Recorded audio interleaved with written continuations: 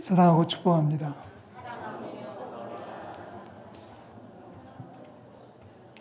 아니, 저는 하라고 안 했는데 사랑하고 축복합니다. 요즘 몇 주 동안 계속해서 믿음은 잘하는 것이다 라는 얘기를 시작했습니다. 오늘 똑같은 말씀을 다시 한번 드리고 싶은데, 믿음은 잘하는 겁니다.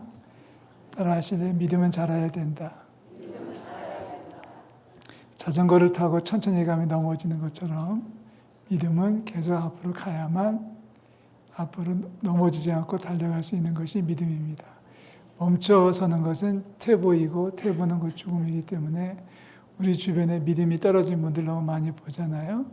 축복합니다. 평생 다 하도록 주님 앞에 서는 그날까지 믿음이 떨어지지 아니하고 믿음의 승리자가 되시기를 축원합니다. 믿음이 자라야 된다는 말을 제가 가슴속에 늘 간직하는 계기가 하나 있었는데요. 한 10년쯤 됐나 봅니다. 서울근교회 기도원에 올라갔는데 새벽에 교회를 나갔더니 원로 목사님이 기도를 열심히 하고 계셔요. 보통 목사님들은 기도원 올라가도 새벽에는 잘 안 나가거든요. 솔직히 얘기해서 그냥 방에서 쉬다 오는 거지. 저도 나갔지만 그 목사님 새벽에 원로 목사님이 올라오셨어요. 원로 목사님이 올라오셔가지고 새벽에 기도하시는데 이제 기도가 끝나고 이제 만났어요. 우연히 만나가지고 어떻게 목사님 여기까지 오셨냐, 새벽에 어떻게 나오셨냐 그랬더니 이렇게 얘기하시는 거예요. 목사도 기도 안 하면 믿음이 떨어져. 따라 하실래요? 목사도, 바꿀게요. 나도 기도 안 하면 믿음이 떨어져요. 그래서 이제 목사님하고 이제 얘기를 나누고, 목사님 식사를 하셔서 제가 목사님 오늘 섬길게요 그랬더니 안 해. 그래요. 그래서 왜 안 하냐 그랬더니 금식 중이라는 거예요. 아니, 원로 목사님이 은퇴하고 얼마 한 석 달 됐나요? 기도원에 머무시면서 금식 기도를 하고 계시다. 그래서 저는 그렇게 대답했습니다. 후임 목사님, 장 목사님인데, 장 목사님이 참 좋으시겠네요. 원로 목사님이 기도해 주셔서. 그랬더니 원로 목사님 하시는 말씀이 아니야, 나를 위해 하는 거지. 나를 위해 하는 거지. 자, 원로 목사님도 기도하는데 우리가 안 하는 것은 무슨 배짱인지 모르겠습니다. 믿음은 자라야 되는 겁니다. 아멘. 믿음이 멈춰서 있으면 퇴보할 수밖에 없다는 다시 한번 확인해 주시고요. 최근에 믿음이 망가진 사람의 이야기를 들었어요. 지난주 며칠 전에 몇몇 목사님들을 만나가지고 같이 차를 마시는 시간이 잠깐 있었는데 그 자리에서 한 목사님이 당신 교회 이야기를 하시더라고요. 제가 어느 교회라고 밝힐 수는 없습니다. 그 목사님이 당신 교회에 권사님 얘기를 꺼내는데 얼마나 가슴 아프니 눈물을 흘리면서 이야기를 하셔요. 권사님 때문에 힘들어서, 정말 힘들어서 목회 못할 것 같다. 그런 얘기를 하시면서 권사님의 얘기를 쭉 꺼내시는데, 한때는 교회의 1등 권사님이었고 중심 권사님이었는데 믿음이 떨어지니까 망가진 거예요. 얼마나 망가졌냐면 원래를 하다가 마음에 안 들면 욕을 막 한대요. 쌍욕을 막 한대요. 마음에 안 들면 아무나 대놓고 막 욕을 해서 교인들을 힘들게 한다는 거예요. 자, 한 번은 그분이 목사님한테 따지려고 교회를 오셨는데 목사님 마침 신방을 가셨대요. 신방을 가니까 목사님 신방 갔다 그러면 신방 간 거잖아요. 진짜 갔냐고 따져서 결국 그 자리에서 신방 간 신자의 가정에 전화해서 목사님이 정말로 왔냐 확인했대요. 그게 끝이 아니더라고요. 한 번은 뭐가 마음에 틀어졌는지 믿음이 떨어지니까 그렇게 행동하는 거예요. 여러분들 그렇게 되면 안 돼요. 저 얘기하면서 교육하는 것 같아서 죄송한데 그렇게 하면 안 된다는 거니까 꼭 하시면 안 되는 거예요.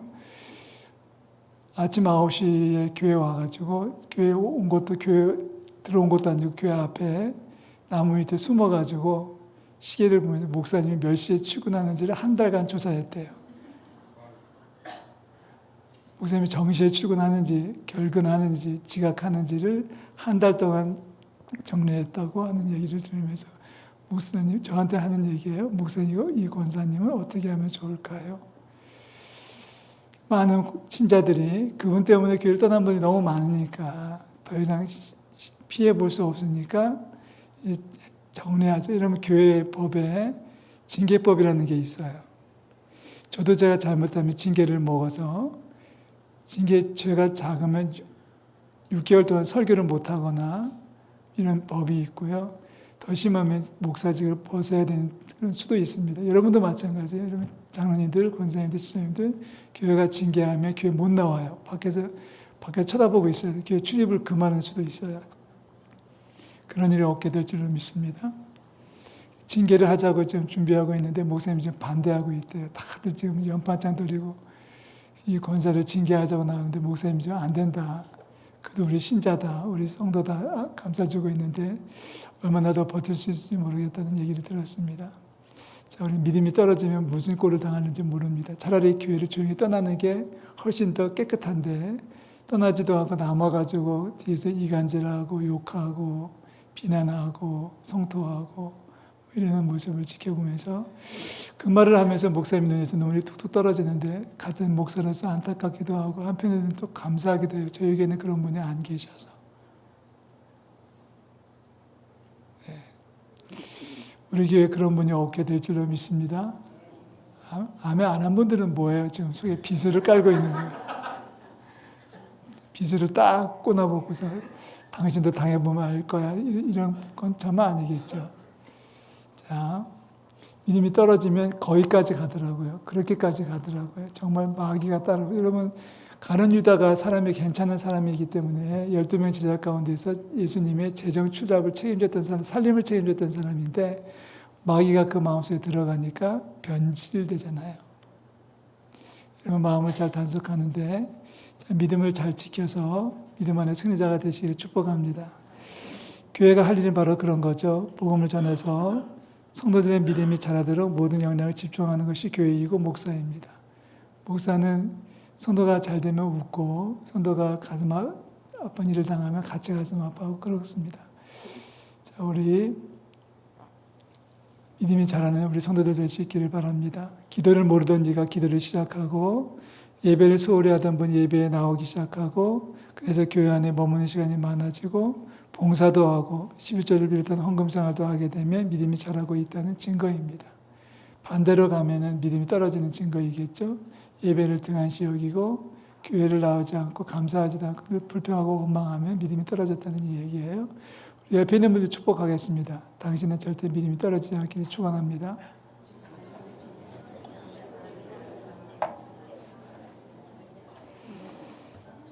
범사에 감사하시고 항상 예배하고 기도하고 늘 말씀에 살면 믿음이 떨어지지 않게 될 줄로 믿습니다. 자, 그래서 어떤 성도에게 믿음이 있는 것이 분명히 확인되고 믿음이 성장하고 있는 것이 충분하면 교회는 그분에게 직분을 맡기죠. 직분을 맡깁니다. 자, 원천적으로 얘기하면 세례를 베풀기도 하고 일정 기간이 지난 다음에 집사로 임명하기도 하고 또 안수 집사로 권사로 장로로 세우기도 하는 것이 교회의 질서입니다. 우리가 나이를 먹으면서 커가면서 몇 살이 되면 초등학교에 진학을 하고 또 초등학교 졸업하면 중학교에 진학하고 졸업하면 고등학교를 가고 고등학교 졸업하면 대학도 가고 취업도 하는 것이 맞아요. 나이에 따라서 성장하면서 직분도 잘해야 되는 것이 똑같습니다. 신앙생활하면서 10년이 되도록 세례도 못 받고 있다? 뭐가 잘못된 거예요. 10년이 지나도록 집사도 못 됐다? 뭐가 잘못된 거예요. 집사가 된 지 몇 년 지났는데 여전히 집사로 남아있다? 그동안의 신앙생활이 멈춰서 있다는 얘기입니다. 따라서 시간이 지나면 직분도 받아야 되고 받는 것이 감사한 일이고 받는 것이 또 당연한 일이라는 것을 분명히 알 수 있습니다. 자, 예수님께서 부활하시고 30년 지났을 무렵 AD 66년경에 바울은 믿음의 아들 디모데에게 교회의 감독과 집사를 세우라고 지시합니다. 교회의 감독과 집사를 세워라. 물론 집사 지도 제도는 그 전에 있었습니다만은 자격을 논하고 할 일을 명시하는 것은 디모데전서 3장이 처음입니다. 이 내용에서 사도 바울은 얘기하죠. 3장 1절부터 7절까지는 감독에 대해서 8절부터는 집사에 관해서 말하는데 굳이 나눈다면 감독은 관리자이고 집사는 봉사자와 같은 개념입니다. 그렇지만 통틀어서 이야기하면 교회 일꾼이라고 하는데 초점을 맞출 수 있겠습니다. 교회 일꾼은 어떤 사람이 되어져야 되느냐. 오늘 3장 1절에서 7절까지 감독에 대해서 우리가 이야기했는데 쭉 읽어볼까요? 여기에 믿을 만한 말이 있으면 제가 세 번역으로 읽습니다. 감독의 직분을 얻고자 하는 사람은 선한 일을 사모하는 것이 바로 그것입니다. 그러니까 무슨 말이냐면 교회에서 믿음이 자라면 일꾼이 되어줘야 됩니다. 이런 뜻이에요. 믿음이 자랐다고 하면서 일꾼이 되지 않겠다고 버티는 것은 믿음이 없다는 뜻입니다. 그 얘기를 먼저 1절에서 했고 2절부터 그러므로 감독은 책망할 것이 없고 하나님의 남편이어야 하며 절제할 줄 알고 신중하며 단정하고 남을 잘 대접하고 잘 가르치는 사람이어야 합니다. 이 말씀에서 눈길을 끄는 단어가 세 가지가 등장합니다. 절제, 신중, 단정. 다 같이 한번 해볼까요? 절제한다, 신중하다, 단정하다. 절제는 잘 아시죠? 어떤 기준이 정해져 있다면 그 기준을 넘지 않도록 조심하는 게 참고 기다리는 것이 절제입니다. 조절하고 제어하는 능력이 바로 절제죠. 말도 마찬가지고 행동도 마찬가지고 지금 누릴 수 있어도 죄는 아니다 할지라도 더 큰 즐거움이 있다면 또 하나님 앞에 영광이 될 수 있다면 지금 누릴 수 있는 것도 좀 절제할 수 있는 것. 이게 진짜 절제입니다. 내가 좋아서 하는 누가 뭐라고 그래? 라고 말하면서 함부로 하는 것은 절제가 아닙니다. 두 번째 신중이란 말은 가볍지 않고 조심스러운 것이 신중한 겁니다. 여러분 신중하십니까? 신중의 반대말은 경솔입니다. 함부로 말하고 생각 없이 날려버리는 주먹이 경솔한 거죠. 경솔하지 않기를 축복합니다. 교회 일꾼 교회 성도는 믿음의 사람들은 신중해야 돼요. 뭘 하나 말을 하거나 뭐 행동할 때 좀 따져봐야 되고 조심해야 됩니다. 마지막 단정이라고 하는 말은 사전적으로는 흐트러짐이 없이 깔끔하면서 반듯한 것을 단정이라고 말합니다. 깔끔하면서 흐트러짐이 없는 것이 단정인데 자, 단정은 외모가 단정한 것이 우선 눈에 들어옵니다. 지금 오늘 한여름인데 그래도 저희 교회는 참 단정하게 입고 오셨어요. 저는 우리 성도들 볼 때마다 너무 감사하고 존경스러운 게 참 외모가 단정해요. 귀신 같은 머리 한 번도 없고요.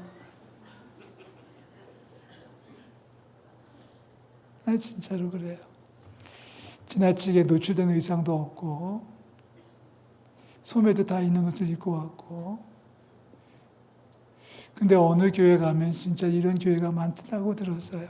너무 짧고 너무 노출된 옷을 입고 오는 성도들이 특히 자매들 가운데 많이 있다는 얘기 들었는데 이제 청년들 예배 한번 올라가 봐야 될 것 같아요. 우리 아이들은 얼마나 입고 오는지. 단정은 외모입니다. 외모가 단정한 것을 얘기하는데 단순히 외모만 단정한 게 아니라 성격이나 행동도 단정한 것을 포함해야 됩니다. 말도 조심하고 아까 우리가 신중이란 말을 했습니다마는 외모를 포함해서 행동까지 단정할 때 사람들에게 칭찬을 받을 수 있다고 말하죠. 그래서 영어 성경은 이 단정이란 말을 존경할 만하다 이렇게 표현했습니다. 존경을 받아야 됩니다. 말이나 행동이나 복장이나 스타일이나 모든 것에서 사람들에게 인정을 받고 존중을 받을 수 있는 우리 성도들 될 수 있기를 축원합니다. 자, 이 존경을 받을 만하다라는 말을 하면서 7절 말씀을 먼저 읽겠는데요. 한번 7절 말씀 읽어볼까요? 다 같이 읽습니다. 7절 외인에게서도 선한 증거를 얻은 자 알아야 할지니 비방과 마귀의 올무에 빠질까 염려하라. 외인에게서도 선한 증거를 얻은 자 알아야 한다. 외인은 교회 바깥에 있는 사람들, 소위 말로 불신자들 얘기합니다. 성도가 아닌 사람들. 우리가 성도들끼리만 어울려서 평생을 살 수는 없지 않습니까? 어차피 출근하거나 시장에 가 언제든지 우리가 믿지 않는 사람들을 만나게 될 텐데 그들과의 만남을 통해서 그들에게 내 안에 있는 그리스도를 보여줄 수 있는 우리 모든 성도들 될 수 있기를 축원합니다. 이게 외인에게 증거는 뭐냐면 내 안에 그리스도가 계신 거예요. 자, 말씀을 준비하면서 옛날 생각이 났어요.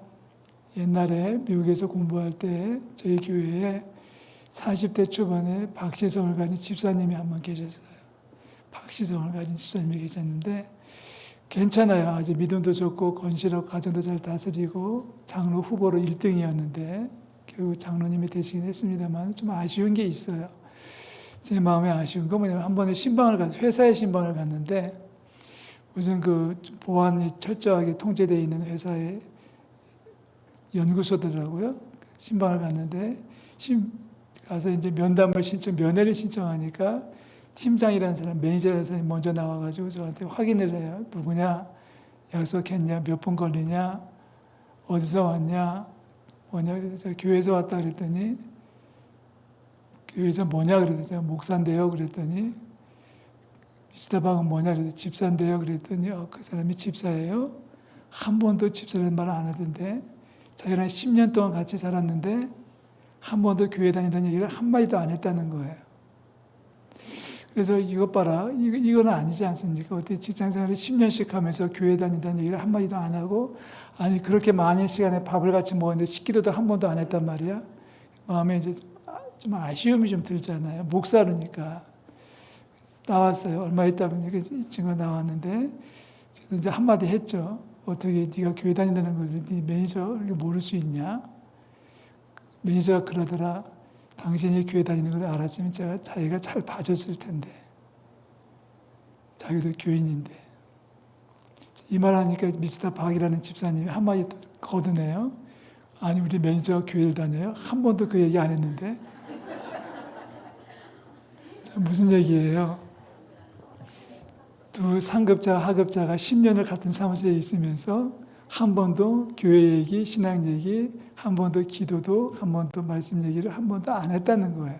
감추고 살았다는 이건 아닙니다. 이건 잘못된 겁니다. 아니 나 교회 다녀요 해서 십자가의 목걸이를 딱 하고 다녀서 되는 게 아니라 자연스럽게 물려놔야 되는 겁니다. 아멘. 향수가 뭐예요? 향수를 뿌렸다고 해서 향내가 나는 게 아니라 뿌리고 가면 향내가 나는 거 아닙니까? 자연스럽게 보여줘야 되는 거예요. 아멘. 이게 뭐 다 내세우고 간판 달고 다닌다고 해서 되는 게 아니라 외인에게 증거는 그냥 자연스럽게 보여줘야 되는 건데 그게 안 보여졌다는 거예요. 이러면 안 된다는 거죠. 여러분이 교회 다니시는 것을 교회 다니지 않는 친구가 알아야 되고요. 여러분이 신앙생활을 하고 있다는 것을 동료들이 말하지 않아도 알고 있어야지만 정상입니다. 굳이 말하지 않아도 향기가 나니까. 표시가 명찰을 달고 있어서가 아니라 간판을 달고 있어서가 아니라 향내가 나기 때문에 그래서 향기가 나기 때문에 아로마라고 그러죠. 당연히 알고 있어야 되는 게 마찬가지. 지금 그 얘기하는 거예요. 자, 7절 말씀 한 번 더 보면 외인에게서도 선한 증거를 얻은 자라야 할 것이야. 외인들도 네가 하나님의 사람이라는 것을 알고 있어야 되는 거야. 자, 하나님의 사람으로 거듭날 수 있기를 축복하고요. 거꾸로 넘어가서 보면 4절 말씀에 또 하나의 일꾼이 해야 될 또 하나의 모습은 가정을 잘 다스리는 겁니다. 자기 집을 다 다스리는 자녀들로 모든 공손함으로 복종하게 하는 자라야 할 것이다. 가정에서 실패하면 밖에 나가서 어렵습니다. 우리 가정을 잘 돌보는 우리 성도들 될 수 있기를 축원합니다. 우리 교회가 금년에 큰 프로젝트가 하나 있는데 임직자를 세우는 거예요. 이미 시작을 해서 1차 명단을 확보를 했습니다.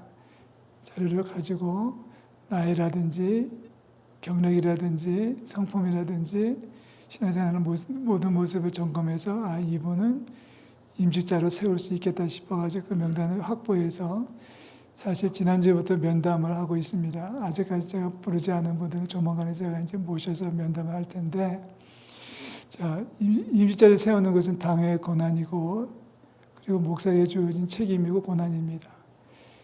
제가 잘 세워야 되겠죠. 기도해 주시기 바라고요. 지금 스케줄대로 가면은 7, 8월 중으로는 면담을 다 마칠 예정으로 있고요. 그래서 1차 명단을 추스린 다음에 9월 말이나 10월 초쯤에 해서 다시 한번 2차 작업을 할 겁니다. 그때 확정이 되면 명단을 확정한 다음에 당회에 올려서 당회에서 통과시키면 되는 거예요. 자, 몇 가지만 부탁드리겠습니다. 이미 임직을 받으신 분들 나는 끝났다라고 한숨 놓지 마시고요. 반성하셔야 돼요. 돌아보셔야 돼요. 나는 장로로, 권사로, 안수집사로 잘하고 있는지, 오늘 말씀의 주제를 그대로 끌고 와서 이야기하면 나는 안수받은 후에 장로로, 권사가 된 후에 믿음이 자라고 있는지, 아니 안수받기 전보다 6개월 전보다 한 달 전보다 믿음이 자라고 있는지, 믿음이 죽어 있는 것은 아닌지를 스스로 평가하셔가지고 점수를 매기셔야 됩니다. 만약에 그 전보다 지금 잘 못하고 있으면은 회개하셔야 돼요. 회복하셔야 돼요. 이미 받은 분들에게 드리는 이야기입니다. 임직을 받을 분들은 앞으로 몇 달 동안 더 열심히 하셔서 믿음이 진보되고 있는 것을 증명해 내셔야 돼요. 저한테 보여주셔야 돼요. 열심히 하고 있다는 것을 증명해 주셔야만 임일자로서 손색함이 없을 것이고 하나님께서 임직을 기쁨으로 주실 줄로 믿습니다. 현재로서 지금 명단에 올라와 있는 분들은 안수집사 후보가 12명, 장로는 한 3분, 5명 정도, 권사님들 한 40명 정도 지금 보고 있습니다. 명예권사 포함해서 70 넘으신 분까지 포함해서 제가 지금 전망하는 것은 장로 3분, 안수집사 3분, 권사 20명 정도가 세워지지 않을까 해서 전망하고 나머지는 이제 정리가 되겠죠. 자, 아직 그 나이가 안 되는 분들은 지금부터 열심히 노력하셔서 오늘의 주제입니다. 믿음이 중단되지 않고 자라갈 수 있도록 배나 더 열심히 노력해 주시기 바랍니다. 방법은 간단해요. 더 많이 열심으로 예배하고 열심으로 기도하고 말씀 보고 봉사하고 섬기고 그리고 하나님 앞에 온전히 드려지는 삶을 살면 믿음이 절대로 식지 않을 겁니다. 늘 감사하십시오. 늘 기쁨으로 살아가시면 주님께서 믿음의 믿음을 은혜를 더해 주실 줄로 믿습니다. 교회도 자랑이에요. 임신한다는 것은 교회도 자랑이에요. 교회도 성장한다는 뜻이에요. 하나님께서 함께 하셔서 믿음 안에 승리하는 우리 모든 성도들 될 수 있기를 주님의 이름으로 축원합니다. 기도하겠습니다.